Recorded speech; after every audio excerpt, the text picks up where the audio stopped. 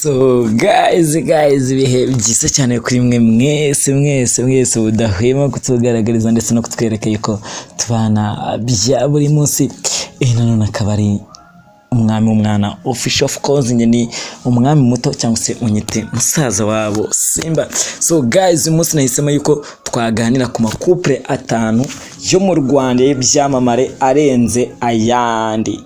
Couple 5 z'ibyamamare zigiye kwitangirira Saint Valentin mu munezero udasanzwe. Couple 5 z'ibyamamare zirenze amasaha rero ari kubarirwa ku ntoki ngo abakundana bindire mu munsi udasanzwe waba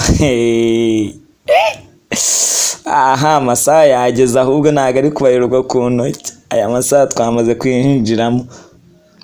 So na amasaha rero amasaha yageze ku bantu bakundana sha. So nuko rero na amasaha navuga ku bantu bakundana wabahiriwe cyangwa se uzwi nka Saint Valentin. Ni umunsi w'abakundana, ni umunsi rero wahariye kuko ufite byinshi usobanuye mu buzima bw'abakundana. Ni umunsi navuga ubari uwa danje ku bantu bikundanira, tukagahunda uyu munsi kwirirwa twirakaje no kugura mega kugira ngo twirebere couple z'abantu bakundana na miyaga mega nyinshi koko uyu munsi turabareba. So tugiye kurebera hamwe rero couple 5 z'ibyamamare mu myidagaduro y'u Rwanda zigiye gusangira Saint Valentin mu munezero udasanzwe. N'inkuru dukora twifashishije ingingo zirimo abagiye gusangira Saint Valentin ya mbere bahamije urukundo rwabo cyangwa bamaze kwemeranya kubana akaramata yaba imbere y'amategeko cyangwa se imbere y'Imana ndetse n'ababyeyi babo. Ibi rero byose ariko n'ubundi bigendana n'amazina y'ibyamamare mu myidagaduro bitewe n'uko abakundana gukurikirwa n'abantu benshi. So guys no kuvuga ngo rero ubu ngubu ibi byose ubundi tubitegura cyangwa byose mbitegura mu rwego rwo kugira ngo turebere hamwe abantu bafite amazina akomeye cyane mu myidagaduro bitewe n'uko bakunze gukurikirwa cyane ku mbuga nkoranyambaga. Ku mwanya wa mbere turahasanga uwo twakita rutahizamu. Ubundi ni rutahizamu harya ni umunyezamu nashanda babeshya we. Ni umunyezamu ni wa AS Kigali, ndakeka none batari wa AS Kigali, ni w'Amavubi. So turasanga Kimenyi Yves ndetse na Muyango bagiye kwizihiza Saint Valentin yabo ya mbere nyuma yo gukora ubukwe. Iyi ni ya kapo ya mbere mu makapo akurikirwa cyane ku mbuga nkoranyambaga, niyo ya mbere misemo twatangira kuvugaho. So nyuma y'igihe rero babana ariko batarakora ubukwe mu ntangiriro z'uyu mwaka wa 2024 nibwo Kimenyi Yves ndetse na Muyango Claudine bakoze ubukwe basezerana imbere y'amategeko ndetse n'Imana, ndetse hanabaho umuhango wo gusaba no gukwa busozwa no kwakira abari batumiwe bose. Kwanga batumirwa bose babatayemo sha. Angane abantu ba mbere duhereyeho umunsi wahariwe rero abakundana twakita nka Saint Valentin. Navuga ko aba ari umunsi udasanzwe kuri buri muryango kuko baba bagiye kwizihiza babana nk'umugore n'umugabo. Ni umunsi udasanzwe ku bantu babana byemewe n'amategeko, byemewe n'Imana, mbese byemewe n'ababyeyi babo, byemerewe rero n'amategeko ndetse n'Imana ndetse n'ababyeyi. Baherutse gutsindira itike, sinabibabwiye harya batsindiye agatike y'Akagera Ambition, aho bazizihiza uyu munsi muri Kajugujugu izabatembereza muri Virunga Lodge iherereye i Musanze, bagafatirayo amafunguro yabo ya saa sita eka n'abacyurasha ikabageza iwabo. Ku mwanya wa kabiri reka mpite mbabwira ngo turahasanga umuhanzi w'icyamamare, umwe mu bahanzi bakunzwe cyane kandi umwe mu bahanzi bahagaze neza ahangaha mu Rwanda. Ntabwo natinya kuvuga yuko ari Kenny Solo. Kenny Solo amana yagize gutya aradutungura. Kenny Solo ntabwo nzi ko nyine nawe yagiye gutya akadutamusha. Turasanga Kenny Solo nawe ugiye kuryoherwa na Severant, cyangwa se uri kuryoherwa na Severant gihe cya mbere ari kumwe n'umugore we, kuko mbibutse yuko basezeranye imbere y'amategeko. Man, ubukwe bwabaye mu ibanga rikomeye cyane. So ku nshuro ye ya mbere Kenny Solo rero agiye kurya Severant ye ya mbere ari kumwe n'umugore we Kunda Alliance Yvette, baherutse gukora ubukwe muri Mutarama 2024. Kenny Solo n'umugore we rero amakuru y'ubukwe bwabo yagizwe ibanga. Ntabwo twabonye bajya mu murenge, ariko igiko cye rwose ntabwo tuzi aho cyabereye. Umuniga anze kudutumira ngo tutarya mu bukwe. Niyo mpamvu mba numva Kiramani yakongera akikorera ubukwe, kuko n'abantu bacaga bose bajyaga kwirira kwa Kirasha. Navuga yuko ubukwe bwabo bwagizwe ibanga. Uretse rero navuga ko uretse ayajyanye no gusezerana imbere y'amategeko, niyo makuru twabashije kumenya, byabananiye kuyahisha, kuko andi yose wasangaga ari ibanga rikomeye cyane. Byarabacanze. Umuhango wo gusezerana imbere y'amategeko rero wabereye mu murenge wa Nyakabanda ku itariki 5 Mutarama 2024. Ibirori byateguwe mu ibanga rikomeye cyane, ko amakuru y'ubukwe bw'uyu muhanzi yamenyekanye mu ijoro ryo ku itariki ya 4 Mutarama 2024. Ni nyuma y'uko bimenyekanye ko uyu muhanzi yibarutse yambitse impeta umukunzi we mu masaha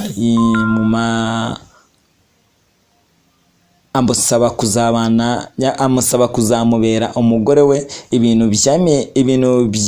Navuga ko ni ibintu bemeranyije nyuma y'uko ni ibintu bemeranyije mbere mu mpera z'umwaka ushize. Kenny Solo rero yari yafashe irembo iwabo w'uyu mukobwa, yabanje kujya gufata irembo n'akantu ko kwambika impeta n'iki sinzi tu. So inzozi rero zabaye impamo kuri Kiramani ndetse n'umugore we. Iyi ni couple ya gatatu. Twavuze kuri couple eshanu, tugeze kuri couple ya gatatu. Twabanje kuri Kimenyi Yves, dukurikizaho Kenny Solo. Ubu ngubu rero reka twivugire kuri Kiramani niyo nshuti ya Nick, amazina ye nyakuri n'Umuhoza Shemus. Inzozi zabaye impamo rero kuri Kiramani, cyangwa se kuri niyo nshuti ya Nick, umwe mu bakinnyi ba filimi kandi umwe mu bakinnyi ba filimi bakunzwe cyane. So uyu mukinnyi wa filimi rero umaze kubaka izina muri sinema y'u Rwanda nka Kiramani, ku nshuro ye ya mbere agiye gusangira Severant n'umugore we, babana mu buryo bwemewe n'amategeko. Abari bamaze imyaka igera ku 8 babana, ariko mu buryo butemewe n'amategeko. Mu minsi ishize basezeranye imbere y'amategeko. Yengo ni couple ya gatatu. Turahita tuza kuri couple ya 4 ari nayo ibanziriza iya nyuma. Turahasanga imwe mu makouple yaciye ibintu ahangaha mu Rwanda. Turasanga couple ya Mugisha Benjamin ndetse n'Uwikiza Pamela, cyangwa se The Ben, mu minsi idasanzwe kwa The Ben ndetse na Pamela. Umunsi wahariwe abakundana nka Severant uzaba udasanzwe mu rugo rwa The Ben ndetse na Uwikiza Pamela. Mbibutse ko The Ben uyu munsi afite igitaramo mu gihugu cya Uganda, i Kampala. Mbibutse ko Ben ari naho hantu ari buze gutangira ikiganiro cy'inkuru y'urukundo rwabo. Se byatangiye gutebya nyine, story zose muraza kuzumva nyuma yo guperforminga kuri stage, aho ari buze guhuriraho n'abashiba Karungi ndetse n'ibindi byamamare banakoranye indirimbo yitwa Binkorere. So guys, urumva biraza kuba biryoshye ku bantu bari muri Uganda. Impamvu The Ben yahisemo rero kubarira inkuru mu gihugu cya Uganda muri Kampala nuko The Ben igihugu cya Uganda gisobanuye byinshi kuri we, bitewe nuko The Ben niho hantu yavukiye. Ben yavukiye mu gihugu cya Uganda, urumva hafite ubusobanuro bwinshi, naho ahafata nko mu rugo. So urumva rero niyo mpamvu ashaka kuba Saint Valentin rero iri buze kuba ariyo yaririmbiye abantu, and then akaza kugira ikiganiro anatera story y'umubano wiwe. The Ben rero na Wikiza Pamela bagiye kwizihiza bwa mbere babana nk'umugore n'umugabo byemewe n'amategeko Imana ndetse n'ababyeyi. So iyi rero uwingi niyo Saint Valentin yabo ya mbere bagiye kwizihiza nyuma y'imyaka bakundana. The Ben na Wikiza Pamela mu minsi ishize bafashe icyemezo cyo gukora ubukwe bwari ubukwe bw'igitangaza bwabereye mu mujyi wa Kigali mu mpera z'umwaka ushize ku itariki 15 Ukuboza 2024 nibwo The Ben yasabye anakwa Uwikiza Pamela, mu gihe ku itariki 23 Ukuboza 2024 aba bombi basezeranye imbere y'Imana mu birori byabereye muri Kigali Convention Center. Ubukwe bw'agatangaza byahatari. Iyi ngiyi yari couple iza ku mwanya wa 4. Couple ifata umwanya wa 5 rero turahasanga couple ya Ishimwe Naomi ndetse n'umukunzi wiwe Michelle. Aba ngabo impamvu nabo bahise bazamo bibutse yuko Ishimwe Naomi agiye kwizihiza Saint Valentin yambaye impeta ya fiançailles, niyo mpamvu nayo twahisemo kwishyira ku mwanya wa 5. Miss Ishimwe Naomi rero ni umwe mu bagiye kwizihiza Saint Valentin, iri mu byishimo bidasanzwe cyane ko ari mu minsi agiye kurya ya mbere yambaye impeta aherutse kwambikwa n'umusore bateganya kurushinga vuba.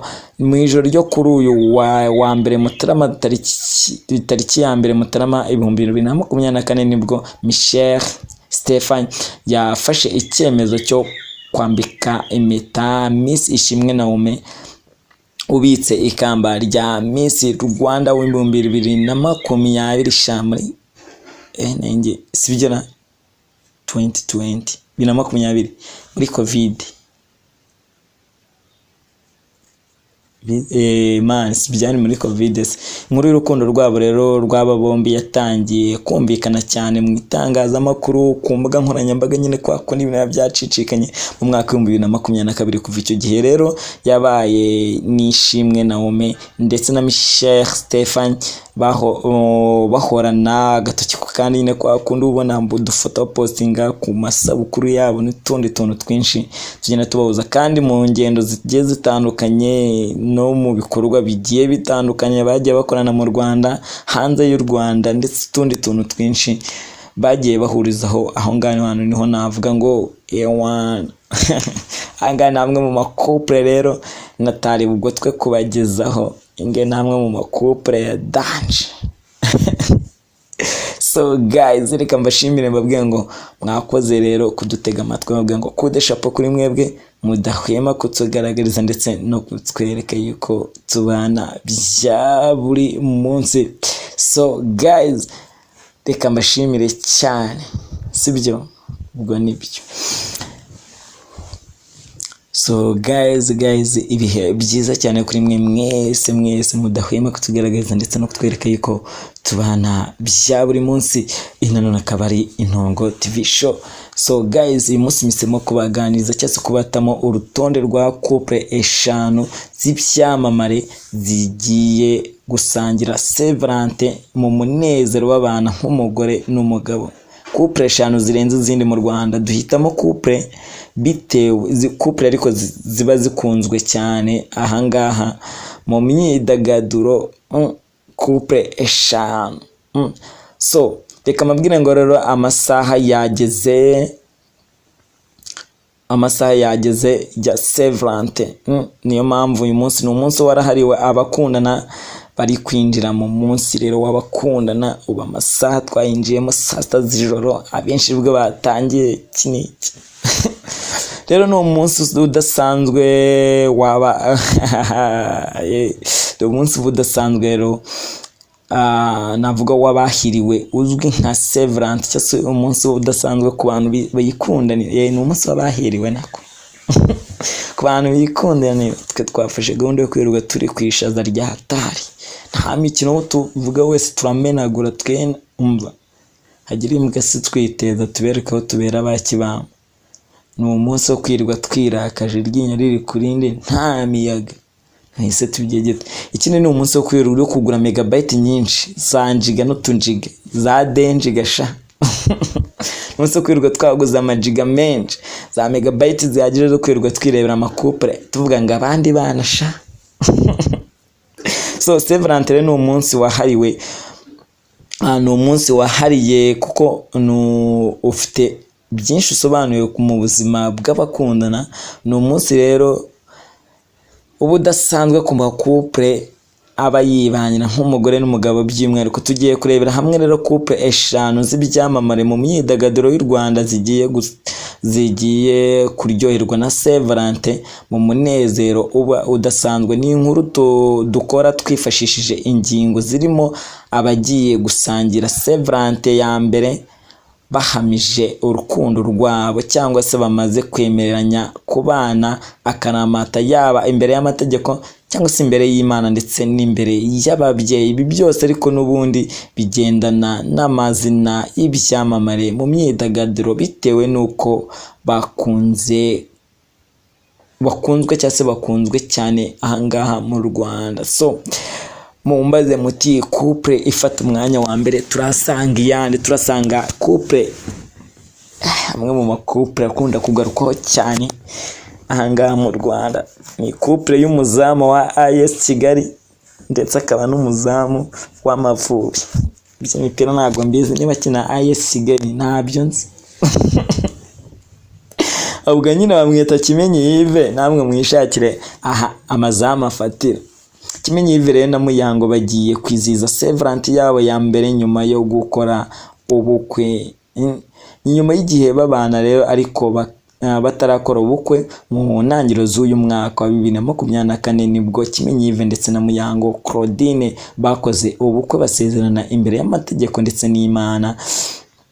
Hano rero ndetse navuga yuko hanabaho umuhango wo gusaba no gukwa busozwa no kwakira abatumirwa babo. Umunsi wahariwe abakundana nka Saint Valentin w'uyu mwaka ntusanzwe kuri Muyango ndetse na Kimenyi Yves bitewe n'uko no munsi wabo rero bagiye gusangira nk'umuryango kuko bagiye kuwizihiza babana nk'umugore ndetse n'umugabo. So babyemerewe n'amategeko n'Imana ndetse n'ababyeyi kuko izo show zose ziba zarabaye bahari. Baherutse gutsindira itike ya kajugujugu rero ni itike y'Akagera Invention aho bazizihiriza umunsi wabo bari muri kajugujugu batembera ikirere barya umunyenga muri Virunga Lodge herereye i Musanze, bagafatirayo amafunguro ya saa sita. Iyi ngi ni kapo ya mbere. Couple ya kabiri turahasanga umwe mu bahanzi bakunzwe cyane ahangaha mu Rwanda, ni umuhanzi witwa Kenny Solo. Agize gutya aradutungura, ibintu bye byose byaratunguranye. Kenny Solo we nta miyaga witwa Kenny Solo nta miyaga aradutunguye adutamikikwe cyatari. So Kenny Solo agiye kurya Saint Valentin ya mbere ari kumwe n'umugore we. Ku nshuro ye ya mbere Kenny Solo agiye kurya Saint Valentin ya mbere ari kumwe n'umugore we Kunda Alliance Yvette uherutse gukora ubukwe muri Matarama 2024. Kenny Solo n'umugore we amakuru y'ubukwe bwabo yagizwe ibanga, uretse ayajyanye no gusezerana imbere y'amategeko byabananiye guhisha, ariko andi yose wasangaga ari ibanga kandi rikomeye cyane. Umuhango wo gusezerana imbere y'amategeko wabereye ku murenge mu murenge wa Nyakabanda, byari ku itariki ya 5 Mutarama 2024. Ibirori byateguwe mu ibanga rikomeye cyane ariko ko nta makuru y'ubukwe bw'uyu muhanzi wayigeze amenyekana. Amakuru y'ubukwe bw'uyu muhanzi amenyekanye ku itariki ya 4 Mutarama 2024 ni nyuma y'uko rero bimenyekanye y'uko umuhanzi yambitse impeta umukunzi wiwe amusaba kuzamubera umugore. Ni ibintu navuga yuko bemeranyije nyuma y'uko mu mpera z'umwaka ushize Kenny Solo rero yafashe irembo iwabo w'uyu mukobwa mu mpera z'uriya mwaka ushize. Nibwo rero inzozi zabo zabaye impamo zo kubana nk'umugore n'umugabo. So tuhita tuza muri amwe mu makupure cyane ariko arenze ahangaha mu Rwanda, navuga ni couple ya Kiramani. Inzozi zabaye impamo kuri Kiramani kuko nabo bagiye kurya Severance yabo ya mbere nk'umugore n'umugabo. Umukinnyi wa filime umaze kubaka izina rikomeye cyane muri sinema y'u Rwanda nka Kiramani ku nshuro ya mbere agiye gusangira Severance n'umugore we. banabana mu buryo bwemewe n'amategeko. So navuga yuko rero aba bari bamaze imyaka igera ku 8 babana ariko mu buryo butemewe n'amategeko. Mu minsi ishize basezeranye imbere y'amategeko. Bari nitegwa no kudutama igigo kwa Kiramani yabaye igiporezo mbanza mbibiri banga ku munsi w'ubukwe mwese muzabe muri yo kuko muzarya mu nanywe. Ibyo nibyo bintu muzi namani ntabwo yakicwe n'inzara Kiramani ahari biba bigoye simba meneye ibanga. So reka twigarukire kuri imwe muri makupure agiye agarukaho cyane kurenza andi makupure ahangaha ku mbuga nkoranyambaga. Navuga ko ari couple idasanzwe n'umunsi udasanzwe kwa The Ben na Pamela, kuri Mugisha Benjamin cyangwa se kuri The Ben. Umunsi rero navuga wahiriwe n'abakundana cyangwa se umunsi twakita nka Severance uzaba ari umunsi udasanzwe. Ni umunsi udasanzwe mu rugo rwa The Ben n'Uwikiza Pamela bagiye kwizihiza bwa mbere babana nk'umugore n'umugabo byemewe n'amategeko Imana ndetse n'ababyeyi. Nyuma y'imyaka bakundana The Ben n'Uwikiza Pamela mu minsi ishize bafashe icyemezo cyo gukora ubukwe bwabo n'ubukwe bwabereye mu mujyi wa Kigali mu mpera z'umwaka ushize ku itariki 15 Ukuboza 2023 nibwo The Ben yasabye anakwa Uwikiza Pamela, mu gihe ku itariki 23 Ukuboza 2024 aba bombi basezeranye imbere y'Imana mu birori byabereye muri Kigali Convention Center. Ibintu bya hatari. Bibutse yuko The Ben uyu munsi afite igitaramo mu mujyi wa Kampala, ari naho hantu ari buze gutera abanya-Uganda story z'urukundo rwabo. Ukuntu byatangiye. Bibutse ko igihugu cya Uganda ni igihugu gifite amateka akomeye cyane kuri The Ben, kuri Ben ndetse na Pamela. Kuri The Ben ko niwe wahavukiye. Ibya Pamela byo ntabwo nzi hano yavukiye ariko nabyo ndaje mashake ndabibabwira sibyo. Pamela ati njye nakuze nkunda kwirira dufite n'inyama kamana hazesha. So tuhita twigarukira kuri couple ya nyuma, couple idasanzwe nayo ni couple ya Ishimwe Naomi igiye kwizihiza Severance ye yabo ya mbere. Ishimwe Naomi yambaye impeta y'icyarya nanjye ngo ya Severance ni impeta y'integuza. Ishimwe Naomi rero ni umwe mu bagiye kwizihiza Severance ari mu byishimo bidasanzwe cyane ko ari mu minsi agiye kurya ya mbere yambaye impeta herutse kwambikwa n'umusore bateganya kurushinga mu ijoro ryo kuri uyu ryo ku itariki ya mbere Mutarama 2024 nibwo Michelle Stephen yafashe icyemezo cyo kwambika impeta Ishimwe Naomi ndetse navuga ko Ishimwe Naomi abitse ikamba rya Nyampinga rya Miss w'u Rwanda mu 2020 wakinwe. Inkuru y'urukundo rw'abo bombi rero yatangiye kumvikana mu itangazamakuru ku mbuga nkoranyambaga ndetse n'ahandi hantu hose hagiye hatandukanye muri Mata 2022. Kuva icyo gihe rero hagiye yaba Ishimwe Naomi cyangwa se Michelle bahorana bari kumwe nyine kwa kuboro nyine bavuta inkuru yabo iki n'icyo ukajya ubabona ahantu hose bari kumwe, yaba hanze y'u Rwanda ahantu hose nyine ukabona bari kumwe agatoki ku kandi bahagiye banakorana ingendo zigiye zitandukanye ndetse no mu bikorwa bigiye bikoranye hano mu Rwanda ndetse no hanze y'u Rwanda. Urumva nyine ni abantu nabo ibintu bijyanye no gukundana babyizi cyane. So guys, nukuvuga ngo rero ni ibintu biba bidasanzwe. Aya ngaya yari amakupure 5 navuze ni munsi, reka tunze kuza kubagezaho aya makupure 5 sibyo, aya makupure 5 y'abakundana. Ese koko sinahisemo neza, ngamwite mu gihe